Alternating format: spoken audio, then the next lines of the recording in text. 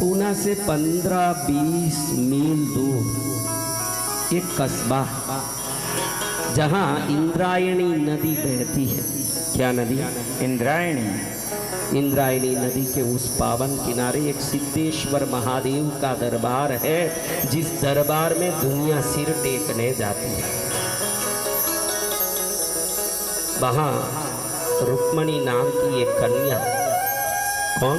रुक्मणी नाम की कन्या। रुक्मणी नाम की एक कन्या अपनी सहेली सुनंदा के साथ पहले इंद्रायणी, वहां का नियम है लोगों का, नदी में पहले नहाना फिर महादेव का दर्शन करना। ये नदियों के पास रहते हैं ना, ये भी एक अवसर है। देखो हम चाह के भी जो सिटियों में रहते हैं, आपके मन में आ जाए कि अभी मेरे को गंगा में डुबकी लगाना है, तू अमीर है कि गरीब है ये मायना नहीं रखता, जो गंगा के पास है वो गंगा में डुबकी लगाना। सत्य वचन, सत्य वचन। वो कितना भाग्यशाली। आप लोगों को हवादार फ्लैट चाहिए, हवादार बंगला चाहिए, एक अच्छी गाड़ी चाहिए जिसमें बैठ के जाने के लिए, लेकिन मेरे घर के पास एक तीर्थ हो, उस तीर्थ के पास नदी हो, उस नदी में ला लूं और उस प्रभु का दर्शन कर लूं। इस आवश्यकता का जो मांग करता है वो भारत में जन्मा हुआ संस्कारी सत्य वचन भगवान। अरे भाग्यशाली हो। सुनंदा रुक्मणी के साथ नाद होके सिद्धेश्वर महादेव के मंदिर में जा रही है। वहां एक तपस्वी संत को देखा। संत महाराज को देखते ही चरण में गिर के नमन किए। भारत की ये बड़ी महिमा है महाराज। विदेशों में लोग कोई ही, अगर वो फादर के रूप में भी हो, क्रिश्चियन फादर, मौला मौलवी भी हो, उनको देख के तुरंत वो झुकते नहीं। उनके दिमाग में सवाल उठता है कि ये वंदन करने योग्य है या नहीं। लेकिन आप लोग भारतवासी गली में कहीं भी जाते हो ना, कोई भी एक भगवादारी दिखता है तो राम राम बाबा जी। जी गुरुदेव, सत्य वचन। क्या एक अयोग्य को वंदन करना चाहिए? जरूर करना चाहिए महाराज। मैं उल्टा बोलता हूँ, क्योंकि अयोग्य वो अपनी जगह होगा, लेकिन तू वंदन करता है तो ईश्वरीय शक्ति देखती है कि अयोग्य कोई वो इतने श्रद्धा से वंदन कर रहा है तो योग्य आएगा तो ये क्या नहीं करेगा, इसका कल्याण होना चाहिए। जय गुरुदेव। अगर योग्य मिल जाए तो ये क्या नहीं करेगा। ये भारत की धरती देश को वंदन कर रही है, क्योंकि आपके पास वो चक्षु नहीं है जिससे आप अंतर की, आत्मा की सद्गुण संस्कार देख सको। शायद मैं बाहर बैठ के कथा बोल रहा हूं, अंदर क्या कर रहा हूं राम जाने, लेकिन आप नमस्कार कर रहे हो क्योंकि ये भारत का एक परंपरा है। आप वेश को वंदन करते हो और हमारा धर्मशास्त्र कहता है जो वेश को वंदन करता है, उस वेश को नमन करता है तो वो शास्त्र की आज्ञा का पालन करता है। और सामने वाला कैसा भी हो जिसको हमने वंदन किया, हमको शास्त्र की आज्ञा का पालन करने का पुण्य तो मिलता ही है।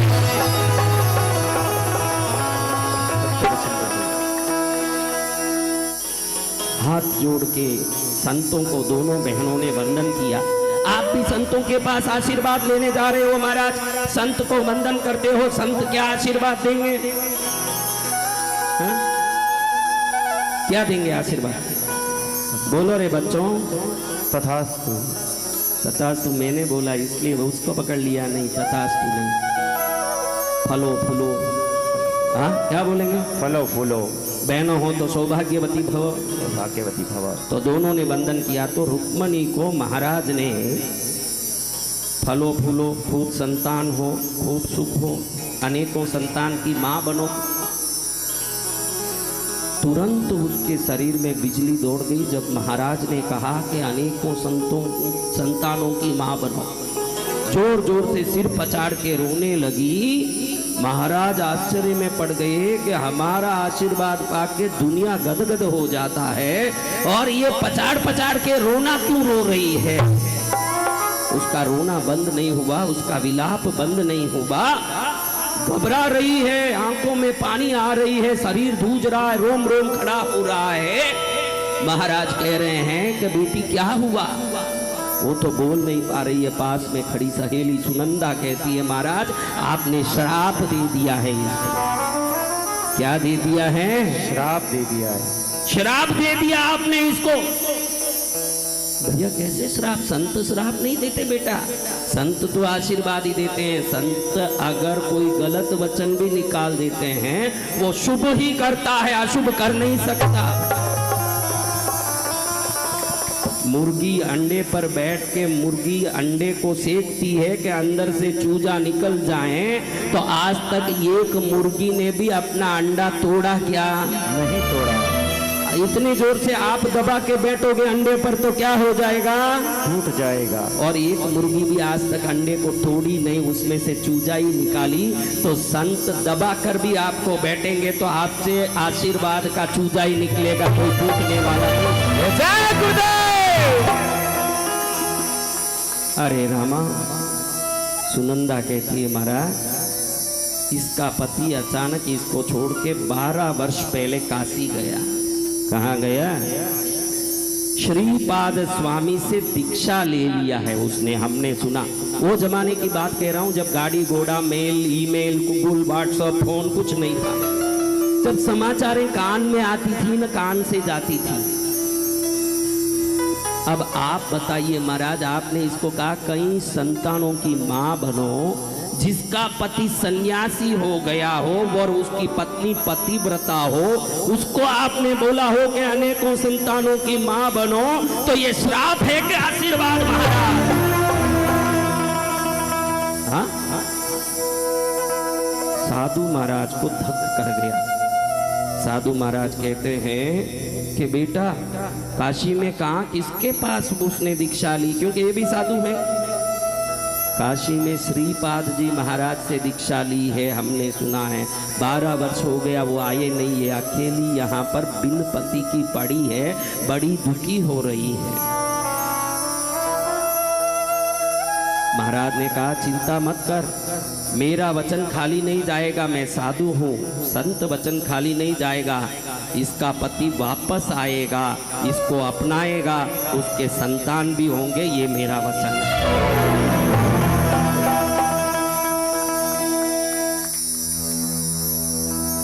गुरु देख तेरा चेहरा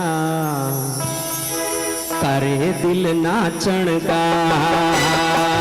गुरु देख तेरा चेहरा करे दिल नाचण का, करे दिल नाचण का, करे दिल नाचण का, करे दिल नाचण का, करे दिल नाचण का। गुरु देख तेरा चेहरा करे दिल नाचण का, करे दिल तेरा चेहरा करे दिल नाचण का। संत महाराज से आशीर्वाद लेके दोनों बहन अपनी घर गई। ये जो सुन रहे थे ना संत, ये और कोई नहीं जिनके बारे में ये दोनों बहनों ने कहा, जो श्रीपाद स्वामी काशी के, वो खुद ही थे जो सुन रहे। जय हो गुरुदेव। तुरंत वो काशी के लिए रवाना हुए। कहाँ के लिए? काशी के लिए। वो काशी के थे, तीर्थाटन के लिए निकले थे। इंद्रायणी नदी में वहाँ आसपास के तीर्थों का दर्शन करके जाने निकले थे। बहन भी देखो जब शुभ समय आया तो उनके पास ही गई ना, उनके मुख से ही आशीर्वाद निकला ना, उन्हीं के चरण में शिकायत की। आपका पुण्य प्रबल होगा तो आप बराबर कृष्णगिरी पहुंच जाओगे, उसके लिए कुछ कहना नहीं पड़ेगा। उसके लिए पुण्य प्रबल होना चाहिए। जब पुण्य प्रबल होगा आप उस स्थान पर पहुंचोगे जहीं से वो कांटा निकलना है। जय हो हर किस्मत वाले। अभी देखिए स्वामी जी गए काशी। काशी जाके अपने शिष्यों को उन्होंने नाम दिया था। शिष्यों का अलग दीक्षा नाम होता है ना। जी भगवान। अचानक स्वामी जी ने शिष्य का नाम नहीं पुकारते हुए एक को उसके संसारिक नाम से पुकारा, जिसको वो जानते तक नहीं थे। संसारिक नाम जो नाम रखा वही नाम पुकारते थे। अचानक उन्होंने पुकारा विठल पंत, ए विठल पंत। तुरंत वो मुड़ के देखा तो इन्होंने पकड़ लिया कि यही है। बुलाया विठल पंत, शादीशुदा हो, झूठ बोल के तुमने दीक्षा ली। संत को धोखा दिया। हम यहाँ शादीशुदा परिवार वालों को दीक्षा नहीं देते हैं, अगर देना हो तो उनके परिवार की अनुमति जरूरत पड़ती है। परिवार जब अनुमति देती है तब सन्यास बनता है। तू बिन बोले कुंवारा है, ऐसे झूठ बोल के तूने मेरे पास दीक्षा ली, ये महापाप है। तेरी पत्नी अपने गांव में विलाप कर रही है, वो रो रही है तुझे छोड़ के। किसी भी आत्मा को दुख देने वाला संत नहीं बन सकता। संत वो है जो इस जन्म में यथाशक्ति लोगों के भले की कामना करता है। विठल पंत ने हाथ जोड़ा। श्रीपाद स्वामी जो आदि शंकराचार्य परंपरा के 10 नामी संतों में एक थे, उन्होंने आशीर्वाद दिया कि तू अभी के अभी इस संन्यास आश्रम को छोड़, वापस संसार में जा, तेरी पत्नी का ध्यान दे, ये मेरा आदेश है। आप लोग कैसे हो गए हो? आप लोग कैसे हो गए हो? मेरे पास एक आदमी आता है, कहता है महाराज नमकीन का दुकान रखना है, आशीर्वाद दीजिए। हाँ, मैं कहता हूँ तेरा नमकीन का धंधा चलेगा नहीं, क्योंकि नमक चंद्र का और तेरा चंद्र नीच है। जब तेरा चंद्र नीच का है, वो तू नमकीन बेचने जाएगा तो पड़े पड़े छिट्टा पड़ता जाएगा, बिकेगा नहीं, मत कर। तो वो बोलेगा महाराज सब पूरा दुकान का फर्नीचर हो चुका है, पूरा तैयारी हो चुका है, भैरवनाथ नमकीन नाम भी लगा दिया है, मुहूर्त भी निकाल दिया है, अब आप आशीर्वाद दो कि अच्छे से चले। अरे मूर्ख, मैंने कह दिया वो नहीं चलेगा। नहीं महाराज आप बोलो ना, चलेगा चलेगा। यानी आज आप लोगों को अपनी मर्जी गुरु के मुख से निकलवानी है, गुरु की मर्जी सुननी नहीं है। ये जमाना जो अपनी मर्जी है वो कैसे भी गुरु के मुख से निकाल दो, जो अपनी मर्जी है वो गुरु अपने मुख से निकाल दे। नहीं महाराज आप बोल दो ना, हो गया सब तैयार हो गया, हम क्या करें। हाँ, अपनी मर्जी गुरु से मुख से निकालवाना है कि गुरु के आदेश का पालन करना है? गुरु के आदेश का पालन अब आप यहाँ हाथ लगा के बताओ कि आप लोग गुरु के आदेश का पालन करने वाले हो कि अपनी अनुकूलता गुरु से पाने के चक्कर में हो? आप ही बताओ। हाँ? गुरु आदेश मुझे नहीं दिखता भाई, गुरु का आदेश पालन मुझे नहीं दिखता। जिन जिन को गुरु आदेश पालन करना है 1 वर्ष यहीं रह के सेवा करो। हाँ सत्य वचन। 1 वर्ष यहीं रह के सेवा करो। नहीं महाराज आशीर्वाद दे दिए, थोड़ा काम छोड़ के आ गया हूँ, थोड़ा मेरे को थोड़ा काम, ज़्यादा कुछ नहीं। फिर आदेश का कोई इज्जत ही नहीं है। ध्यान रखो, आदेश वो है जिसको बोलने के बाद करना ही पड़ता है, सूली चढ़ना पड़े कि आग में चलना पड़े, जो बोला वो किया, वही आदेश है। जय गुरु सत्य वचन।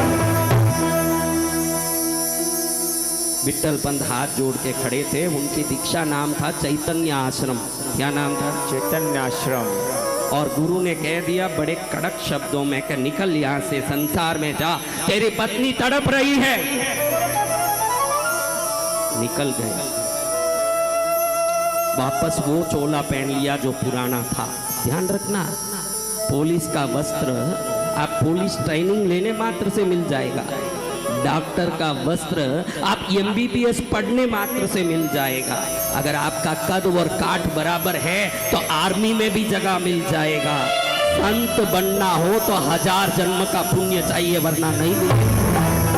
1000 जन्मों का पुण्य मिलने के बाद एक व्यक्ति संत बन सकता है।